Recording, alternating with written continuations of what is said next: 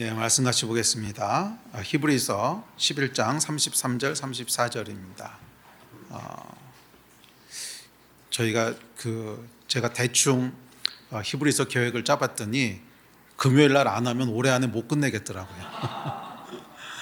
그래서 이 히브리서도 보면은 결론이 중요하거든요. 그래서 11장 12장이 사실은 어떻게 보면 히브리서의 가장 클라이막스인데, 그래서 그때까지는 다 준비 작업입니다. 다 준비 작업을 해서 마지막 11장, 12장에서 이제 빵 하고 터뜨리는 건데, 잘못하면 12장은 못하고 끝나겠더라고. 그래서 안 되겠다. 일단 남아있는 금요일이 금요일을 다 할지 아니면 그중에 몇 번 할지 모르겠지만 적어도 한 두세 번 정도는 금요일 날도 히브리서를 함께 봐야, 그래야 올해 안에 12장까지 끝낼 수 있을 것 같습니다. 자, 그래서 이번 주하고 다음 주는 일단 히브리서 말씀을 함께 살펴보려고 합니다. 자, 히브리서 11장 33절 34절입니다. 두 절 말씀 같이 읽습니다. 시작. 그들은 믿음으로 나라들을 이기기도 하며 의를 행하기도 하며 약속을 받기도 하며 사자들의 입을 막기도 하며 불의 세력을 멸하기도 하며 칼날을 피하기도 하며 연약한 가운데서 강하게 되기도 하며 전쟁에 용감하게 되어 이방 사람들의 진을 물리치기도 하며. 아멘. 히브리서 11장은 믿음에 대한 장이죠. 그래서 믿음의 사람들에 대해서 쭉 이야기한 히브리서 저자는 32절부터는 이제 파트 2, 그래서 믿음의 내용이 무엇인지를 쭉 설명해 나갑니다. 그런데 오늘은 34절에 보시면 믿음으로 뭘 했다 그러냐면 불의 세력을 믿음으로 사자들의 입을 막기도 하고 불의 세력을 멸하기도 하고 칼날을 피하기도 했대요. 그러니까 믿음은 사자의 입을 막고 불의 세력을 멸하고 칼날을 피하는 것이라고 얘기합니다. 이 세 가지의 공통점은 뭐냐 하면 보호하심이죠. 위기 가운데 보호하시는 거예요. 사자도 그렇고 불의 세력도 그렇고 또 칼날도 그렇고 다 우리 삶을 위협하는 그런 위기들인데 거기서부터 보호하신다는 거예요. 그래서 오늘과 다음 주 두 번에 걸쳐서 이 보호하심을 받는 믿음에 대해서 함께 살펴보려고 합니다. 여러분 삶에는 위기가 있습니다. 다니엘은 사람들의 시기로 사자굴에 들어갔고요. 또 다니엘의 세 친구들은 종교적 핍박으로 풀무불에 들어갔습니다. 또 사울에게 쫓겨다녔던 다윗에게는 칼날의 위험이 항상 그를 뒤따라다녔고, 엘리야는 아합과 이세벨을 피해 도망쳐야 됐습니다. 또 욥은 전혀 예상하지 못했던 그런 질병과 또 사고로 인하여 큰 어려움과 고통을 맞이해야 했습니다. 자, 이렇듯이 인생에는 위기가 있습니다. 자, 그리고 히브리서 기자는 뭐라 그러냐면 이 위기로부터 우리를 보호하고 구원하는 것은 뭐예요? 믿음이라는 거예요. 그러니까 이 믿음의 여러 가지 특징들이 있는데, 믿음은 우리를 실질적인 인생의 위험, 그러니까 사자의 위험, 불의 위험, 칼날의 위험 같은 실질적인 인생의 위험으로부터 우리를 보호하고 구원한다는 것입니다. 아멘. 그래서 믿음으로 사자의 입을 막기도 하고 불의 세력을 멸하기도 하고 칼날을 피하기도 한다는 거예요. 자, 오늘은 그 중에서 사자의 입을 막는 믿음에 대해서 함께 살펴보려고 합니다. 자, 오늘 우리는 이 사자를요, 야생에 있는 사자를 본 적이 없어요. 만약 야생에서 사자를 만나면 큰일입니다. 야생에서 사자를 만나면 큰일이죠. 그래서 오늘날 우리가 사자를 볼 수 있는 곳은 동물원밖에 없지요.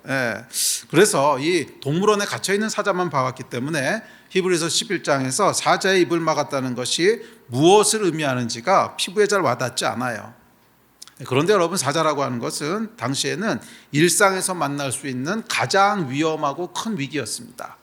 그 당시에 동물원에 사자가 있는 것이 아니라 길 가다 사자를 만나는 그런 때였기 때문에 당시에 사자는 일상에서 만날 수 있는 가장 크고 무서운 위협이었습니다. 길에서 사자를 만났다 그러면은요, 그냥 10중 8구 죽는 겁니다. 특별히 굶주린 사자는 더욱더 그렇습니다. 이 굶주린 사자는요, 상대를 잡아먹는 것 외에는 다른 욕망이 없습니다. 자비 그런 거 없어요. 상대의 딱한 사정, 사자가 그런 거 들어주지 않습니다. 고려하지도 않습니다. 그냥 사자 앞에서 우리는 그냥 사자의 배고픔이라는 욕망을 채우기 위한 한 끼 식사일 뿐이에요. 그 이상도 그 이하도 아닙니다. 더욱이 사자는 강합니다. 우리의 힘을 아득히 뛰어넘기 때문에 대적할 방법도 없어요.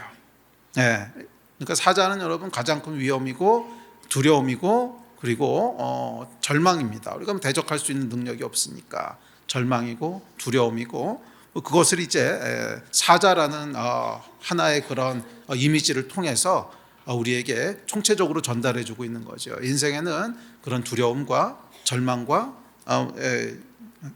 그런 위기들이 있다는 거예요. 자, 그리고 성경은 믿는 자들이 인생에서 만나게 되는 원수의 위협과 핍박이 이 잔인하고 막강한 사자와 같다고 묘사합니다. 다음 절 같이 볼까요? 시작. 근신하라, 깨어라. 너희 대적 마귀가 우는 사자같이 두루다니며 삼킬 자를 찾나니 너희는 믿음을 굳건하게 하여 그를 대적하라. 이는 세상에 있는 너희 형제들도 동일한 고난을 당하는 줄을 알미라. 원수가 뭐예요? 우는 사자 같대요. 배고픈 사자같이 삼킬 자를 찾는다는 것입니다. 그래서 믿는 자들이 세상에서 당하는 고난이 이와 같다는 거예요. 우는 사자가 길거리에서 사자를 만나면 와, 어떻게 감당할 수 없지 않아요? 그런 위기들이 있다는 것입니다. 그런데 그것을 대적할 길은 뭐예요? 믿음밖에 없다는 거예요. 이것을 대적할 길은 믿음밖에 없다는 거예요. 그래서 믿음을 굳건히 하여 그를 대적하라고 얘기합니다. 이 베드로뿐만이 아니라 다윗도 똑같이 얘기합니다. 다윗이 처했던 환난을 사자에 비유합니다. 우리 다음 절 볼까요? 시작. 여호와 내 하나님이여, 내가 주께 피하오니 나를 쫓아오는 모든 자들에게서 나를 구원하여 내소서. 건져낼 자가 없으면 그들이 사자같이 나를 찢고 뜯을까 하나이다. 다윗이 처했던 그 인생의 모든 환난과 고통과 어려움들을 마치 사자 같다고 얘기합니다. 사자가 자기를 찢어 죽이는 것처럼, 잡아먹는 것처럼 두렵고 고통스럽고 절망적이었다고 얘기합니다. 욥도 마찬가지예요. 욥도 자신이 당했던 고난에 대해서 사자 같다고 묘사합니다. 다음 절 시작. 내가 머리를 높이 들면 주께서 젊은 사자처럼 나를 사냥하시며 내게 주의 놀라움을 다시 나타내시나이다. 욥이 당했던 모든 고난이 있죠. 뭐 한날에 자녀들이 다 죽고 또 질병에 걸리고 또 재산도 모두 다 그러니까 파산해서 잃어버리고 이런 일들이 마치 사자에게 사냥당하는 것 같다는 거예요. 사자가 자기를 잡아먹으려고 막 쫓아와서 사냥하는 것 같은 뭐 그렇다는 것입니다. 자, 여러분, 인생의 길에는 사자가 있다는 거예요. 잔인하고 막강한 사자. 다니엘의 원수들이 자신들의 야욕을 위해서 다니엘을 사자굴에 집어넣었듯이, 또 예상치 못했던 질병과 사고가 욥의 인생을 엄습했듯이 우리는 인생의 길에서 사자를 만날 때가 있습니다. 이 사자를 보면 두 종류의 사자를 만나게 되는데, 첫 번째 종류의 사자는 뭐냐면 욥이 당했던 사자예요. 질병이나 사고나 예기치 못했을 때 우리 삶 가운데 뭐 일어나는 어떤 사건들 또는 질병들, 욥이 만났던 사자라면, 두 번째는 원수나 사회적 압박 등에 의해서 사자굴에 들어갔던 다니엘이 만났던 사자가 있죠. 그래서 우리는 두 종류의 사자를 만나게 됩니다. 욥의 사자와 다니엘의 사자를 만나게 되는데, 이 두 종류의 사자는 모두 동일하게 우리에게 두려움과 절망과 그리고 고통을 안겨줍니다. 이 두 사자는 모두 야수입니다. 말이 통하지 않아요. 잠깐만 있어봐, 내 말 좀 들어봐 라고 뭐 그런다고 사자가 기다려주지도 않고요, 또 들어주지도 않습니다. 질병도 그렇고 원수도 그렇습니다. 사자는 그냥 자기의 배고픈 욕망을 채우는 것, 이거 하나 외에는 관심이 없습니다. 뭐 상대에 대한 배려도 없고 동정도 없고, 원수도 그렇고 질병도 그래요. 그래서 인생을 살다 보면 우리는 사자의 입을 만날 때가 있습니다. 그래서 인생의 길에는 두 종류의 사자가 우리를 숨어서 기다리고 있어요. 자, 그렇다면 이렇게 인생의 길에서 만나게 되는 고비마다 숨어있는 사자의 특징은 뭘까요?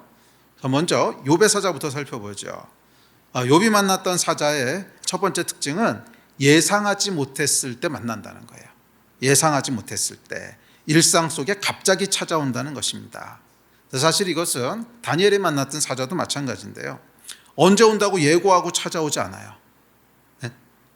그러니까 우리가 인생의 길을 가다 보면 사자를 만나는 때가 있어요. 아직 못 만나셨다면 조금만 기다려 보세요. 그러면 사자를 만나게 돼요. 피할 수가 없어요. 인생에는 뭐 다윗도 그랬고 욥도 그랬고 베드로도 그렇고 다 똑같이 얘기하잖아요. 인생에는 반드시 사자를 만나게 되는데, 이 사자를 만나는 날이 예고된 날이 아니라는 거예요. 전혀 예상치도 못했던데 욥도 여러분 전혀 예상치도 못했던데 하루아침에 사자를 만나서 인생이 집어삼킨 거 됩니다. 일상 속으로 갑자기 찾아온다는 거예요. 예고하고 찾아오지 않습니다. 전혀 예상하지 못했던 때 그냥 평범해 보이는 일상 한가운데로 갑자기 사자가 나타납니다. 욥이 만났던 질병과 사고도 또 다니엘이나 다윗이 만났던 원수들의 위협도 다 예고 없이 찾아왔잖아요. 그리고 우리가 만나는 사자도 크게 다르지 않을 거예요. 매일의 일상 속에서 전혀 예상하지 못했던 때 그냥 평범해 보이는 날 속에 갑자기 찾아와요. 삶의 위기는 그렇게 찾아옵니다. 자, 그래서 두 번째 특징이 있는데, 그래서 그 결과 사자를 만나게 되면 당황하게 돼요. 왜? 전혀 예상을 못했으니까. 그래서 여러분, 미리 알고 있는 것이 중요합니다. 우리 인생에는 사자가 숨어서 기다리고 있어요. 저와 여러분의 인생 가운데는 사자가 숨어서 기다리고 있고, 이 사자를 끝까지 피해갈 수 있는 사람은 아무도 없어요. 끝까지 피해갈 수 있다면 믿음이라고 하는 게 필요가 없을 거예요. 그런데 믿음이 요구되는 이유는 뭐냐면 저와 여러분의 인생이 어디에선가는 사자를 만난다는 거예요. 그것을 태어나자마자 사자를 만나는 사람도 있고 10대 때 만나는 사람, 20대 때 만나는 사람, 40대 때 만나는 사람, 또 아니면 인생 말년에 만나는 사람, 다 종류는 다르겠지만 결국 사자들을 만나게 돼요. 결국 사자를 만나게 되기 때문에 우리에게 요구하시는 게 뭐냐면 믿음을 굳건히 하라는 거예요. 믿음을 굳건히 하라는 거예요. 그러니까 믿음이 언제 요구되는 거예요? 사자를 만났을 때 요구된다는 거예요. 그래서 여러분, 이 믿음을 굳건히 하지 않았던 사람은 사자를 만났을 때 당황하게 돼요. 전혀 예상하지 못했고 아무런 준비도 돼 있지 않았는데 갑자기 사자를 만나니까 얼마나 당황스럽겠어요. 뭘 해야 될지도 모르겠고 어떻게 대처해야 될지도 모르겠고 이 상황을 어떻게 받아들여야 될지도 모르겠고, 그래서 이 믿음으로 준비되어 있지 않은 사람들은 바로 어디로 연결되냐면 하나님을 향한 원망으로 연결됩니다. 처음엔 좀 당황하다가 그 다음에 원망으로 연결돼요. 왜? 할 수 있는 게 그거밖에 없어요. 아무것도 대처가 되어 있지 않았기 때문에 사자는 여러분 내 힘으로 감당할 수 없는 거라 그랬잖아요. 내 힘으로 감당할 수 없는 위기고 내 힘을 넘어서는 위협이기 때문에 할 수 있는 게 없어요. 할 수 있는 게 없으면 뭘 하게 됩니까? 원망만 나오는 거죠. 그래서 하나님을 원망하게 됩니다. 그래서 여러분 믿음을 굳건히 하라고 했는데 믿음을 굳건히 하는 준비를 하지 않았던 사람은 이 사자를 만났을 때 결국 믿음에서 파산하게 됩니다. 하나님을 원망하고 또 믿음을 떠나게 되고 그런 결과들이 온다는 거예요. 자, 그래서 여러분 이 욥이 만났던 사자는 다니엘이 만났던 사자도 크게 다르진 않은데 욥이 만났던 사자는 질병이나 아니면 사고나 전혀 예상치 못했을 때 우리 삶 가운데 찾아오는 이런 어려움들에 대해서는 믿음을 굳건히 함으로 준비가 돼 있어야 돼요. 우리 삶이 여러분 끝까지 안전할 거라고 생각하지 마십시오. 끝까지 안전할 거라고 생각하면 안 되고요. 지금 우리가 누리고 있는 것들을 당연하다고 생각해도 안 돼요. 반드시 사자를 만나는 날이 있다고 하는 것을 알고 있어야 되고 그 사자를 만났을 때 믿음으로 대처해야 돼요. 아니면 당황하게 되고 그래서 하나님을 원망하게 됩니다. 자, 그래서 우리가 이 믿음을 굳건히 해서 이 사자를 대처할 때 이 믿음이 사자로부터 우리 영혼을 지켜줘요. 어떤 믿음이냐면 하나님은 완전하셔. 하나님은 실수가 없으셔. 이 믿음이거든요. 이 이야기 이제 끝까지 나올 텐데 하나님은 완전하셔. 아니, 하나님은 선하셔. 그래서 실수가 없어. 그리고 실수가 없으셔. 그러니까 두 가지인데 하나님은 선하시고 실수가 없으세요. 하나님은 선하시고 실수가 없으세요. 이게 이제 믿음의 내용인데 이 믿음이 결국 우리 영혼을 지켜줘요. 그리고 우리 영혼이 살아있을 때 결국 우리의 혼과 육도 이 사자를 넘어갈 수 있는 힘을 얻게 됩니다. 그런데 영혼이 무너져 버리면, 그러니까 이 원수 마귀가 우는 사자처럼 우리를 삼키려고 할 때 제일 먼저 하는 게 뭐냐면 우리 영혼을 무너뜨리는 거예요. 우리 영혼을 무너뜨리는 거예요. 그래서 영혼이 무너지고 나면 그 다음부터 싸울 의지가 없어집니다. 싸울 의지가 없어지고 한탄하고 원망하는 것으로 그냥 세월을 낭비하게 됩니다. 이게 원수의 전략이에요. 그래서 항상 사자를 만났을 때는 한국 속담에도 있잖아요. 호랑이를 만나도 정신만 차리면 산다고. 사자를 만났을 땐 뭘 해야 되냐면 영이 깨어 있어야 돼요. 사자를 만났을 땐 영이 깨어 있어야 돼요. 이 영이 깨어 있는 게 뭐냐면 하나님을 향한 믿음이에요. 하나님은 선하시고 하나님은 실수가 없으셔. 이 믿음으로 깨어 있을 때, 우리 영이 깨어 있으면 어떻게든 사자를 넘어가게 됩니다. 어떻게든 사자의 입을 막게 돼요. 그런데 영이 무너져 버리면 우리의 모든 삶이 다 무너져 버려요. 우리의 모든 삶이 다 무너져 버려요. 우리의 마음도 지치게 되고, 마음은 이제 뭐가 나오면 계속 원망이 나오는 거죠. 계속 원망이 나오게 되니까 거기에 무슨 영적인 힘이 있겠습니까? 계속 원망하다가 몸도 지치게 되고, 그래서 결국 삶이 다 무너지는 거예요. 그래서 여러분, 이 사자를 만났을 때 우리에게 가장 중요한 게 뭐냐면 영이 깨어 있는 거예요. 영이 무너지지 않는 거예요. 영이 무너지지 않는다고 하는 건 뭐야? 구체적으로 하나님은 선하시고 하나님은 실수가 없으셔. 이 사실을 절대적으로 붙잡고 있는 거예요. 하나님은 선하시고 하나님은 실수가 없으셔. 어떤 상황 가운데도 이 사실을 붙잡고 있는 이 믿음, 이게 영이 깨어 있는 거예요. 아멘이십니까? 예. 그랬을 때 우리가 사자를 이길 수 있는 힘을 얻게 되는 줄 믿습니다. 자, 두 번째 종류의 사자는 다니엘의 사자입니다. 자, 다니엘이 만났던 사자는 조금 다르죠. 그것은 구체적으로 사람이나 아니면 사회적인 억압으로 인하여 당하게 되는 그런 고통을 얘기합니다. 자, 다니엘서 6장에 보면 다니엘이 사자굴에 들어가는 장면이 나옵니다. 조금 길지만 읽어봅시다. 시작. 이에 총리들과 고관들이 국사에 대하여 다니엘을 고발할 근거를 찾고자 하였으나 아무 근거, 아무 허물도 찾지 못하였으니 이는 그가 충성되어 아무 그릇됨도 없고 아무 허물도 없었음이었더라. 그들이 이르되 이 다니엘은 그 하나님의 율법에서 그를 고발할 수 없으리라 하고, 이에 총리들과 고관들이 모여 왕에게 나아가서 그에게 말하되 다리오 왕이여 만수무강하옵소서. 나라의 모든 총리와 지사와 총독과 법관과 관원이 의논하고 왕에게 한 법률을 세우며 한 금령을 정하실 것을 구하나이다. 왕이여 그것은 곧 이제부터 30일 동안에 누구든지 왕 외에 어떤 신에게나 사람에게 무엇을 구하면 사자굴에 던져넣기로 한 것이니이다. 그런즉 왕이여 원하건대 금령을 세우시고 그 조서에 왕의 도장을 찍어 메대와 바사에 고치지 아니하는 규례를 따라 그것을 다시 고치지 못하게 하옵소서 하매, 이에 다리오 왕이 조서에 왕의 도장을 찍어 금령을 내니라. 아멘.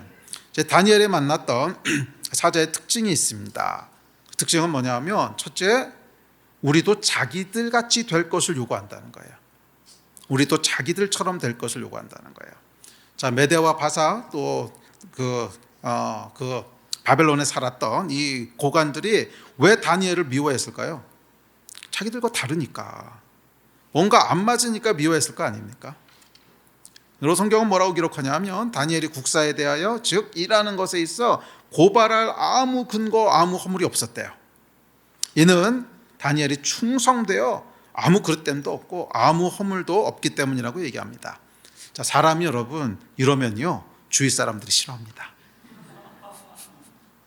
사람이요 아무 허물도 없고 아무 그 틈도 없고 너무 충성되고 너무 정직하면요 주위 사람들이 싫어합니다. 자, 예를 들어서 여러분 예를 들어 봅시다. 오늘 점심은 법카로 긁자. 그러니까 다들 좋습니다 막 그랬어요.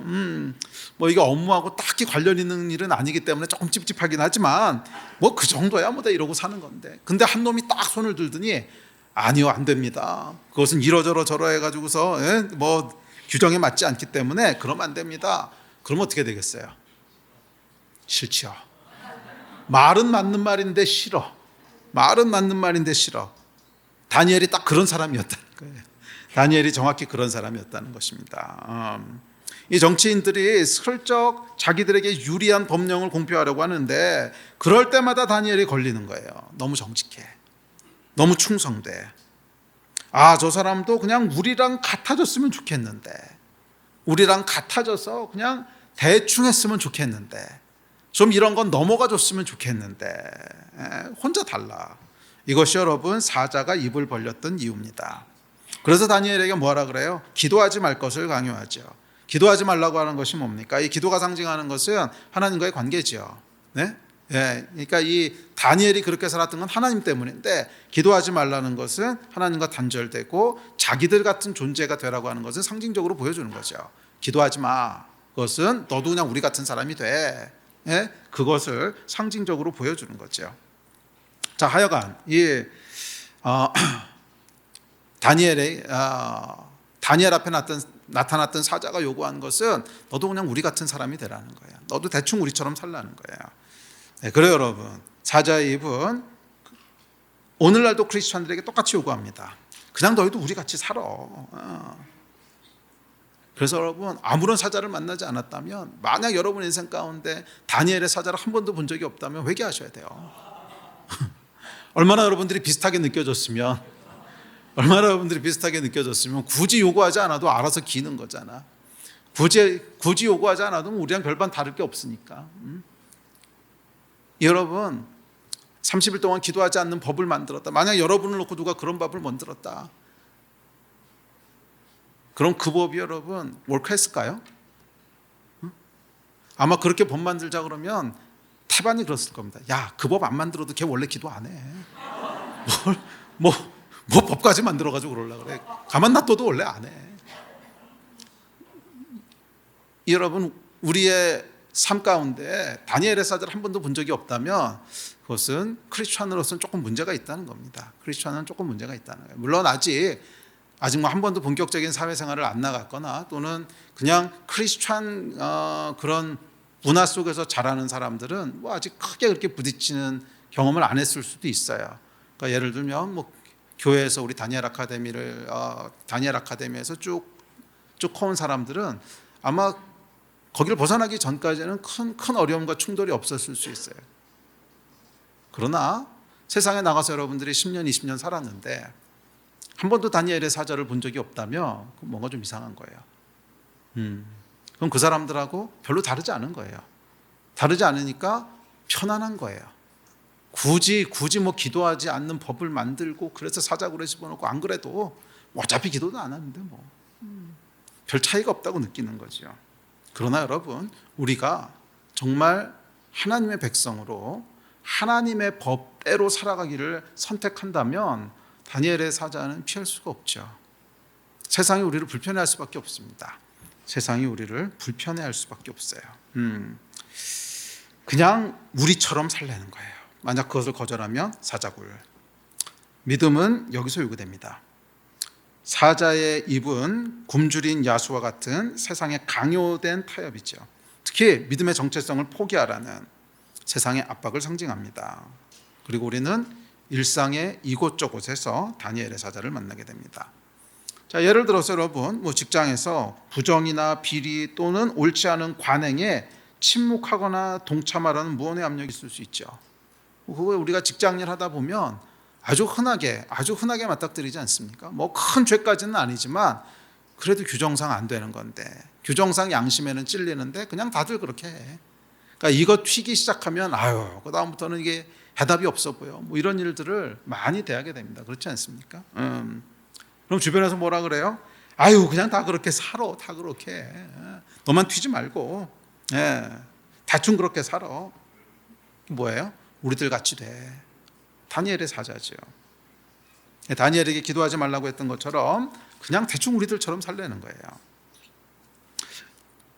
또한 학교나 학계에서도 사자의 입이 득실됩니다. 진화론, 동성애, 차별금지법 등 특정 세계관을 강요하죠. 성경은 종교고 신화지, 과학과 헷갈리지 마. 강요합니다. 기독교 세계관의 기초에서 말하면 혐오나 반지성으로 몰아갑니다. 과학자가 하나님이 세상을 창조하셨다고 말하면 사이비 과학자 취급을 당하고요. 교실이나 대학, 학계는 오늘날 사자굴입니다. 믿음을 드러내는 순간 이상한 사람 또는 비정상적인 사이비 취급을 당하게 됩니다. 조롱당하고 따돌림당하고 사자의 입이 득실됩니다. 뭐 문화 속에서도 예외는 아닙니다. 드라마, 예능, 영화, 광고 등을 보면 이 성적 타락, 물질 만능주의, 동성애 등 비성경적인 가치들이 당연한 것처럼 묘사되고 있고요. 교회와 신앙은 답답한 전통, 편견과 배타성의 상징처럼 묘사되고 심지어 위선적인 악당으로 그려지기도 합니다. 요즘은 이 영화나 드라마 같은 거 보고 있다면 열받아가지고 제가 중간에 끊어버려요. 거기에 항상 악당으로 나오는 게 목사님이 막 이상한 사람으로 나오고 교회가 막 이상한 사람으로 나오고 현실과 다르잖아요. 근데 왜 가만히 있어? 아니 목사님들이 어디 그렇게 이상한 사람이에요? 제가 그렇게 이상해요? 아니잖아요. 이게 굉장히 이렇게 왜곡되고 의도되고, 굉장히 왜곡되고 의도되고, 하여간 이런 것들이 우리 문화를 다 지배하고 있습니다. 그래서 아주 위선적인 악당처럼 그렇게 그려집니다. 그러다 보니까 크리스찬 연예인이나 정치인들이 믿음을 드러내지 못하는 그런 억압적인 분위기. 대중문화와 여론은 대충 입 닫고 살아, 괜히 문제 일으키지 마, 위협합니다. 사자의 입은 조용하게 그러나 위협적으로 다가옵니다. 그리고 우리에게 불편한 침묵을 강요하죠. 이게 사자굴인 거예요. 자, 다니엘이 만났던 사자의 두 번째 특징이 있습니다. 6장 7절에 보면 이렇게 얘기합니다. 시작. 나라의 모든 총리와 지사와 총독과 법관과 관원이 의논하고 왕에게 한 법률을 세우며 한 금령을 정하실 것을 구하나이다. 왕이여, 그것은 곧 이제부터 30일 동안에 누구든지 왕 외에 어떤 신에게나 사람에게 무엇을 구하면 사자굴에 던져넣기로 한 것이니이다. 아멘. 자, 여기서 보면 여러분 딱 눈에 띄는 단어가 있지 않으세요? 이걸 캐치해내지 못한다면 문제가 있는 건데, 이게 보여야 되는데. 어떤 단어가 보이세요? 예? 사자굴은 아까부터 했던 얘기고. 그렇지. 저는 그렇죠. 법률. 한 법률과 한 금령을 만든다는 거예요. 한 법률과 한 금령을 만든다는 거예요. 그리고 그 법에 의해서 다니엘을 사자굴에 집어넣습니다. 그러니까 개인적인 증오에 의해서, 개인적인 폭력에 의해서 다니엘을 사자굴에 집어넣은 것이 아니라 한 법률을 제정하고 한 금령을 제정해서 다니엘을 사자굴에 집어넣는다는 거예요. 이게 여러분 다니엘이 만났던 사자의 특징이에요. 법제화를 통해서 위협하는 거예요. 지난번에 우리가 나라들을 이기는 믿음할 때도 철병거에서 살펴봤죠. 원수들은 법 구조라고 하는 철병거를 통해서 위협하고 압제한다는 거예요. 그래서 다니엘이 만났던 사자의 두 번째 특징은 뭐냐면, 개인적인 혐오나 개인적인 증오에 의해서 사자굴에 들어가는 것이 아니라, 물론 그런 것도 있겠지만 그것을 뛰어넘어서 한 법률을 제정하고 한 금령을 만들어서 법에 의해서 다니엘을 사자굴에 집어넣었다는 거예요. 여러분, 원수는 법 구조라는 그런 힘을 사용해서 사자굴로 사람들을 집어넣는다는 거예요. 여러분, 이런 법으로 구조화된 힘을 통해서 하나님과의 관계를 끊고 자신들과 같아질 것을 강제합니다. 우리하고 똑같은 것을 지지해, 우리하고 똑같은 생각과 똑같은 가치관을 가져. 그렇지 않으면 한 법률과 금령에 의해서 사자굴에 집어넣어.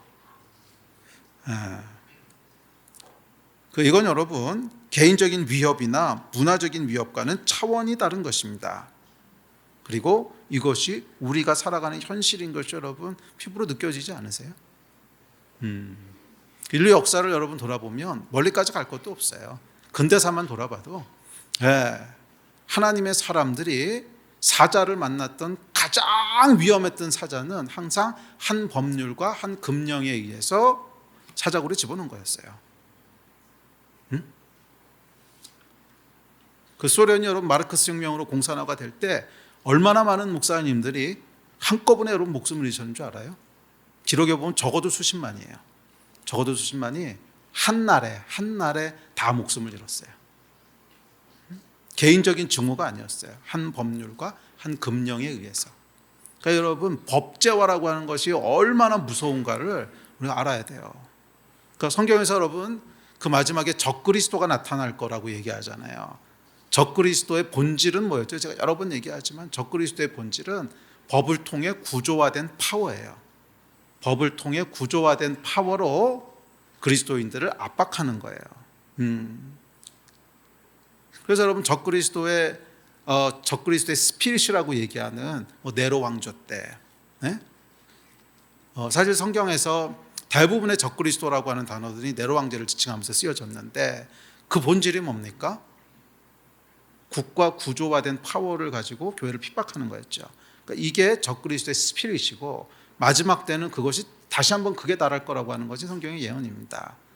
그래서 여러분, 우리는 여기에 대한 경각심이 있어야 돼요. 우리가 만나게 되는 여러 종류의 사자가 있는데 뭐 개인적으로 만나는 욥의 사자도 있고 또 개인적인 증오나 그런 불편한 관계 때문에 겪게 되는 사자도 있는데 그 중에 가장 강력한 사자는 뭐냐면 다니엘이 만났던 한 법률과 한 금령에 의해서 사자굴에 들어가게 되는 이것이 다니엘이 만났던 사자의 가장 극악한 모습입니다. 가장 극악한 모습입니다. 자, 그래서 여러분 이것을 위해서 우리가 기도해야 되고요. 이 사자와 맞서 싸울 힘이 있어야 돼요. 맞서 싸울 힘이 있어야 돼요. 그리고 그것은 기도와 영적인 것에서부터 시작됩니다. 아멘.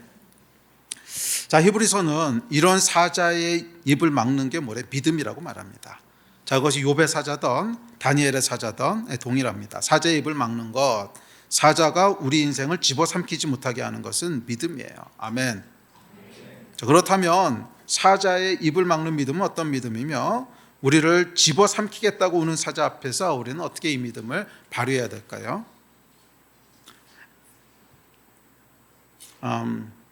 첫째, 다니엘이 보여주는 믿음은요, 첫째 정체성을 지키는 것입니다.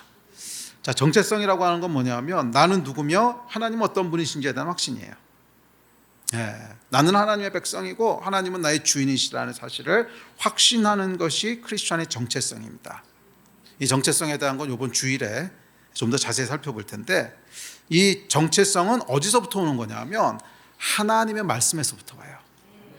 너는 이런 존재야 라는 하나님의 말씀을 아멘으로 믿을 때 그것이 우리의 정체성이 되는 거예요.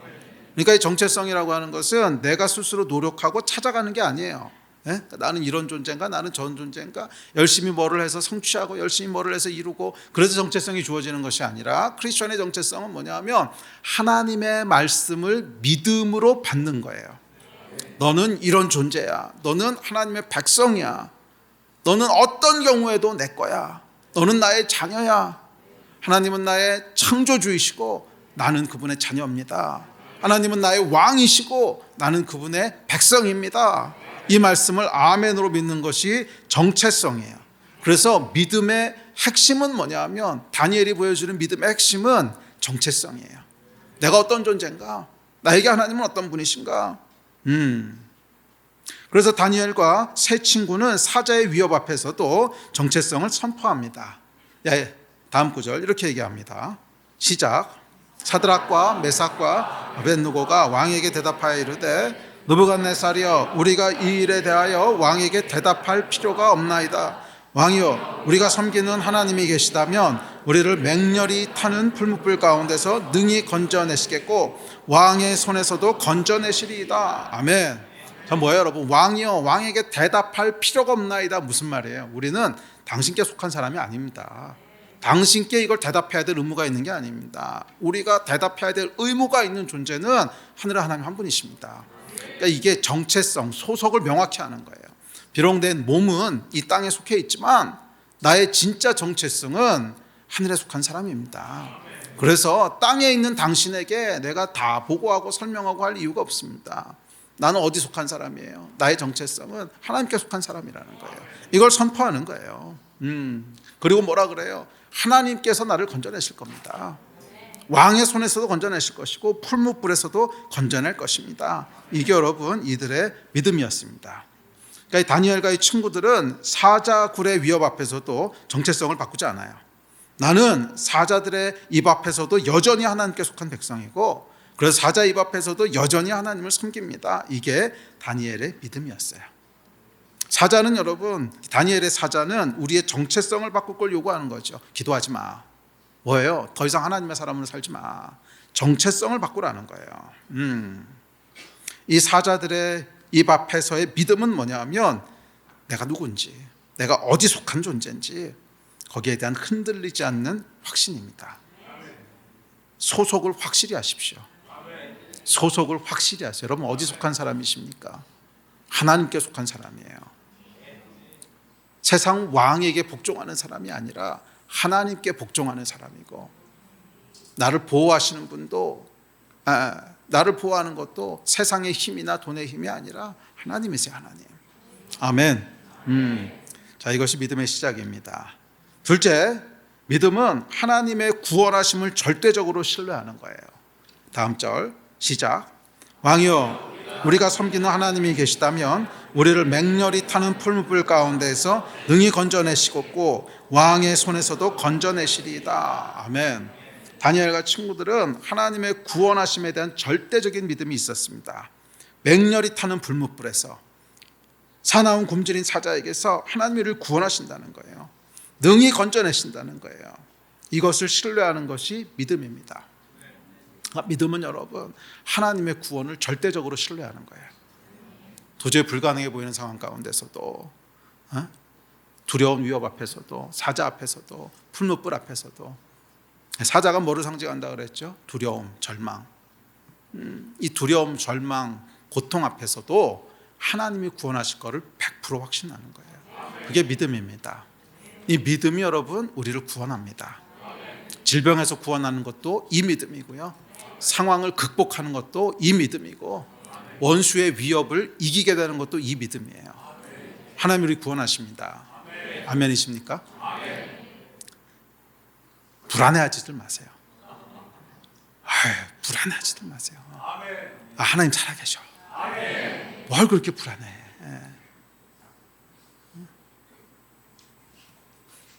정말 목사님 안 불안하세요?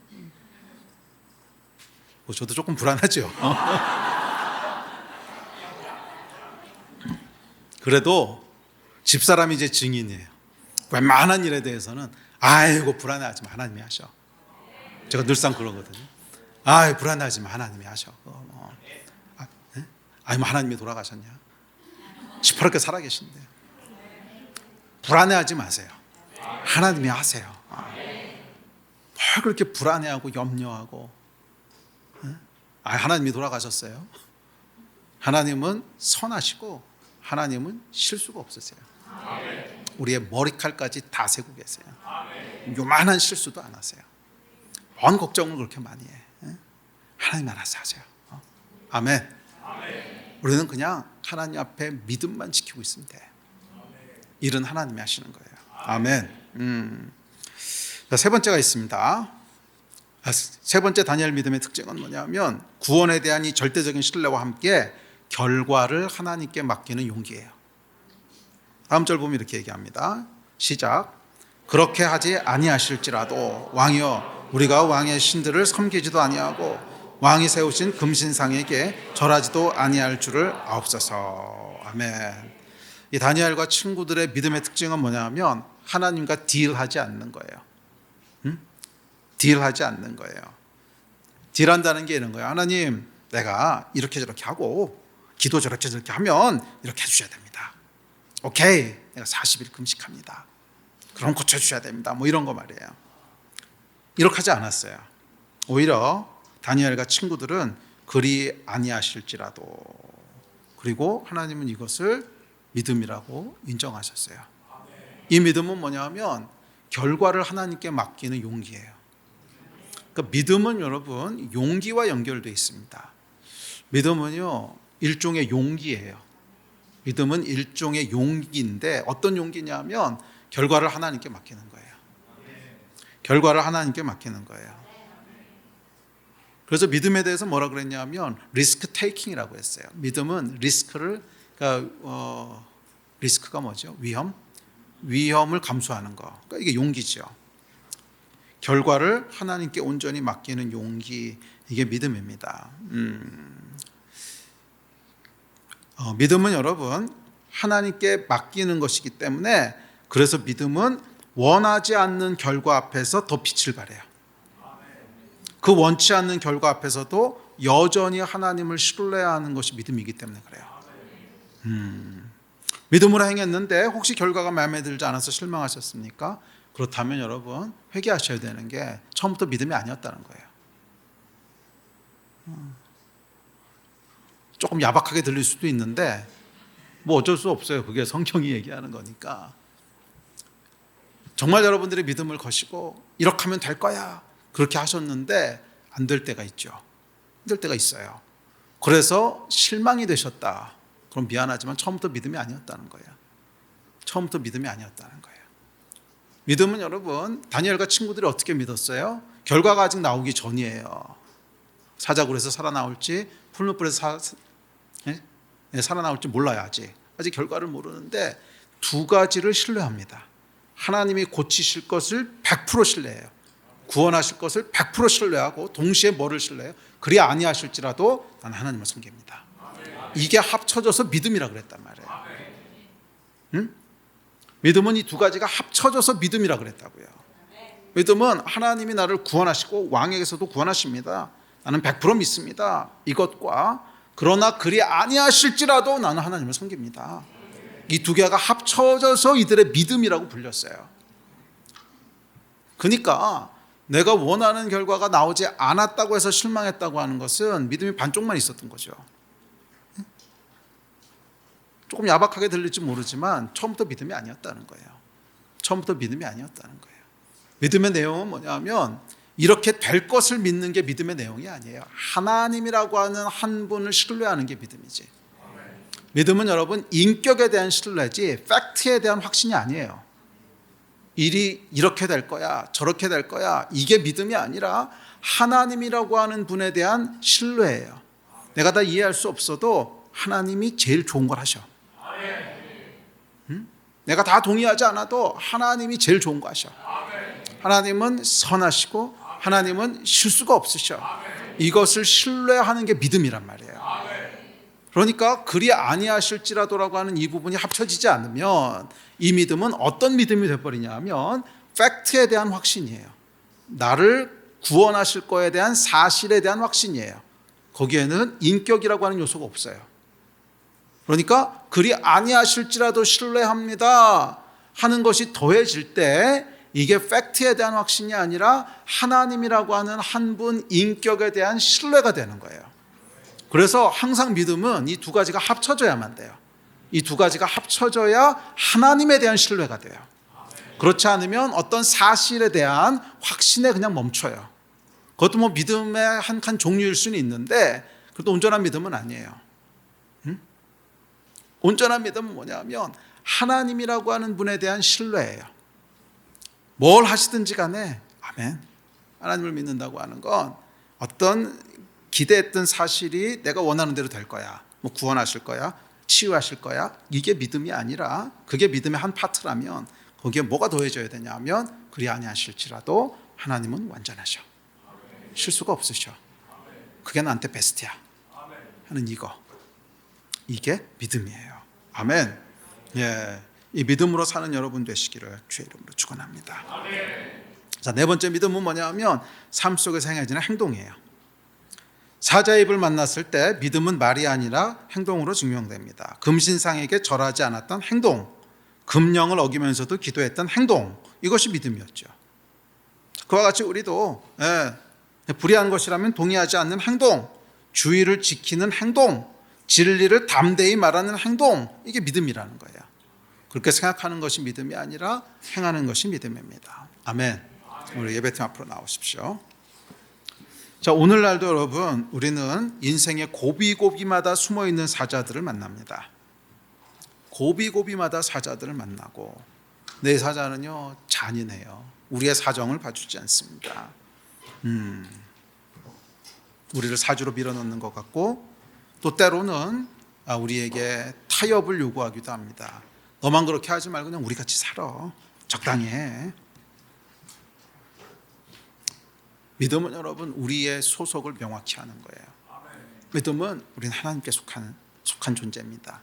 우리가 신뢰하는 분은 하나님이십니다. 하나님은 선하시고 하나님은 실수가 없으십니다. 예, 이것이 우리의 믿음이라는 거예요. 다니엘과 그의 친구들이 이 믿음으로 섰을 때 하나님께서는 그런 다니엘을 향해 사자들의 입을 막으십니다. 다음 절 같이 볼까요? 시작. 이튿날에 왕이 급히 사자굴로 가서 다니엘이 든 굴에 가까이 이르러서 슬피 소리질러 다니엘에게 묻되 살아계시는 하나님의 종 다니엘아, 내가 항상 섬기는 내 하나님이 사자들에게서 능히 너를 구원하셨느냐 아니라. 다니엘이 왕에게 아뢰되 왕이여 원하건대 왕은 만수무강하옵소서. 나의 하나님이 이미 그의 천사를 보내어 사자들의 입을 봉하셨으므로 사자들이 나를 상대하지 못하였사오니 이는 나의 무죄함이 그 앞에 명백함이 오며 또 왕이여 나는 왕에게도 해를 끼치지 아니하였나이다 아니라. 아멘.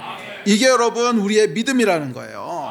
결국 하나님께서 다니엘의 이 사자굴에서 사자들의 입을 막으셨는데 밤새도록 막으셨어요. 밤새도록 막으셨어요. 그래서 이제 다리오 왕이 안절부절 못하는 겁니다. 밤에 다니엘을 약간 집어넣었어요. 법령이니까 어쩔 수 없이 사자굴에다 집어넣고는 돌아와서 잠을 못 잡니다. 야, 여기서 죽으면 어떡하나, 사자에게 먹히면 어떡하나, 조마조마. 그러다가 해가 뜨자마자 사자굴로 가요. 과연 죽었을까 살았을까 생사를 알 수 없는 그 상황 가운데 다니엘아 하고 불렀는데 그 안에서 다니엘이 나의 왕이시여 대답했을 때 여러분 그 환희가 어땠을까? 와, 다니엘이 섬기는 하나님께서 사자의 입을 막으셨구나. 다니엘이 섬기는 하나님께서 사자의 입을 막으셨구나. 이게 우리의 승리인 줄 믿습니다. 우리 하나님께서 여러분의 사자의 입을 막으실 거예요. 밤새도록 사자의 입을 막으실 것이고 해가 뜰 때에 이 음성을 듣게 하실 거예요. 다니엘아 내가 살았느냐, 나의 왕이시여 내가 살아있나이다. 이 음성을 듣게 하실 거라는 거예요. 우리를 사자의 입에서부터 건지실 겁니다. 아멘이십니까? 저는 100% 믿습니다. 100% 믿습니다. 하나님께서 우리를 사자의 입에서 건지실 거예요. 욥의 사자든 다니엘의 사자든 사자의 입에서 건지실 거예요. 그러나 그리 아니하실지라도 저는 하나님을 신뢰합니다. 내가 믿는 것은 구원하실 거라고 하는 팩트가 아니라 하나님이시기 때문에 그래요. 하나님이시기 때문에 그래요. 그분은 선하시고 실수가 없으세요. 그분은 선하시고 실수가 없으세요. 내 평생에 한 번도 실수하신 적이 없으세요. 제 생각대로 안 된 적은 많아요. 그러나 하나님이 실수하신 적은 한 번도 없어요. 염려들 좀 그만하세요. 염려들 좀 하나님이 알아서 하세요. 하나님이 알아서 하세요. 이게 우리의 믿음인 줄 믿습니다. 아멘. 우리 일어나서 같이 기도합시다.